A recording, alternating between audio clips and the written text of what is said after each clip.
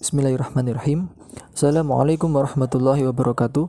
Perkenalkan, nama saya Abdillah Mazik Kaironi dari Prodi Hukum Ekonomi Syariah.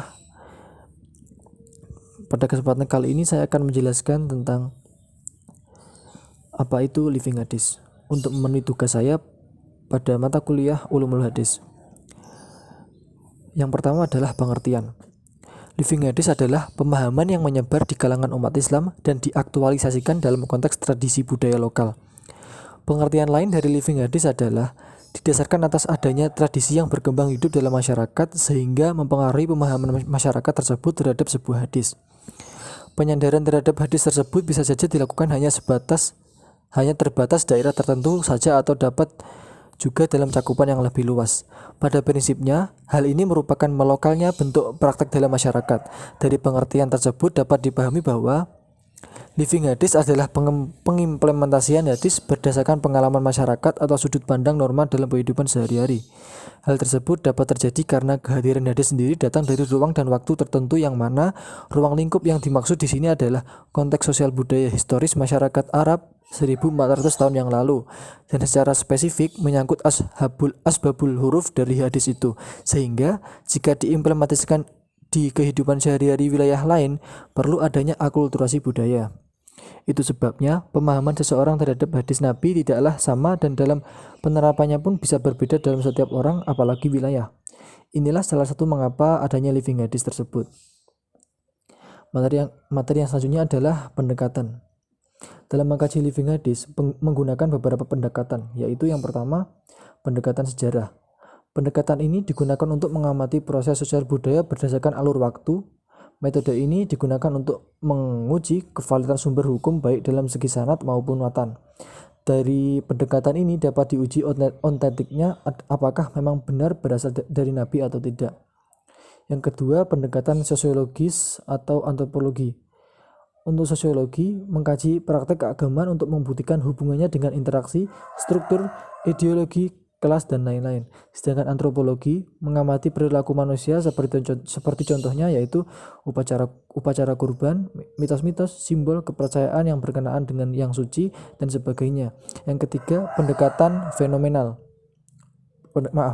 Yang ketiga, pendekatan fenomenologi.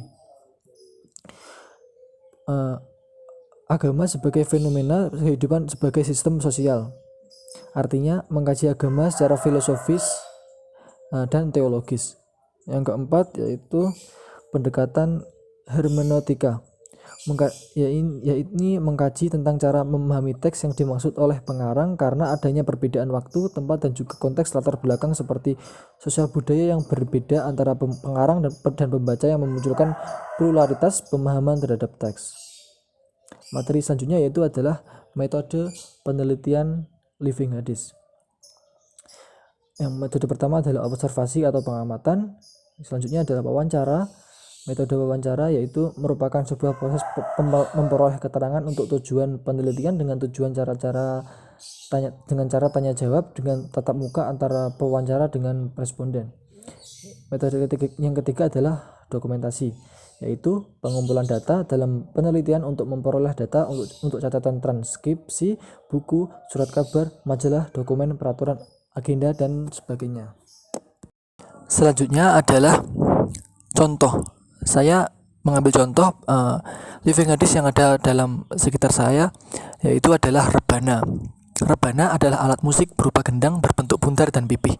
Rebana ini sering digunakan dalam acara-acara umat Islam, seperti pernikahan hingga sholawat bersama yang menggunakan iringan tabuhan rebana. Atau adapun rebana ini juga digunakan pada saat hari raya Idul Fitri. Rebana ini sudah lama di Indonesia. Rebana ini juga digunakan untuk objek dakwah pada zaman Wali Songo. Hingga sampai sekarang rebana itu masih dipakai sebagai objek penyebaran dakwah. Biasanya diiringi dengan sholawat kepada Nabi Shallallahu Alaihi Wasallam. Rebana ini adalah pengimplementasian hadis Nabi, yaitu bahwa Abu Bakar radhiyallahu anhu pernah masuk menemuinya pada hari-hari saat di Mina atau tasyrik. Saat itu ada dua budak yang sedang bermain rebana. Sementara Nabi Shallallahu Alaihi Wasallam menutupi wajahnya dengan kain. Kemudian Abu Bakar melarang dan menghardik kedua sahaya itu. Maka Nabi Shallallahu Alaihi Wasallam melepas kain yang menutupi wajahnya seraya bersabda, "Biarkanlah wahai Abu Bakar, karena ini adalah hari raya Id. Hari-hari itu adalah hari-hari Mina atau Tasyrik." Aisyah berkata, "Aku melihat Nabi Shallallahu Alaihi Wasallam menutupi aku dengan badannya, sedangkan aku menyaksikan budak-budak Habasyah yang sedang bermain di dalam masjid. Tiba-tiba Umar menghentikan mereka, maka Nabi Shallallahu Alaihi Wasallam pun bersabda, biarkanlah mereka dengan jaminan Bani Arfidah, yaitu keamanan." Sekian penjelasan dari saya, kurang lebihnya saya mohon maaf. Wassalamualaikum warahmatullahi wabarakatuh.